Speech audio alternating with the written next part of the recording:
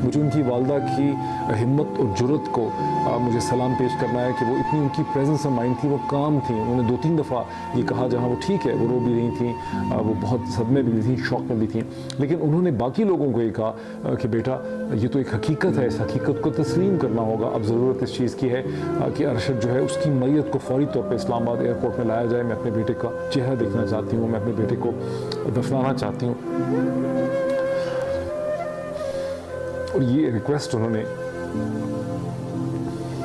उस स्टेज पे सब लोगों से की। उनकी प्रेजेंस ऑफ माइंड इतनी भी थी कि उन्होंने वहाँ पर लोगों को ये भी कहा कि बेटे जो लोग कंडोल करने के लिए आ रहे हैं उनको अब देखें, मतलब देखें किसी को रास्ता मिल रहा है, कोई अंदर आ सके। ऐसा तो नहीं है कि बाहर रास्ता नहीं है, लोगों को कुछ मतलब बहुत वो सारी चीज़ों की प्रेजेंस ऑफ माइंड थी। उनकी बेटी, उनकी वाइफ, उन सबको वहाँ मिलने का मौका मिला। मैं ख्याल हूँ किसी और का, मुझे सोचता कोई और है।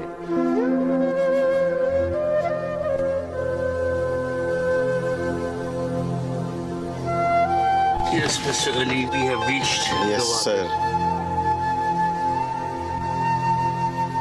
रेडी? पाकिस्तान और दुनिया भर में लाखों देखने और सुनने वालों को अरशद शरीफ का सलाम।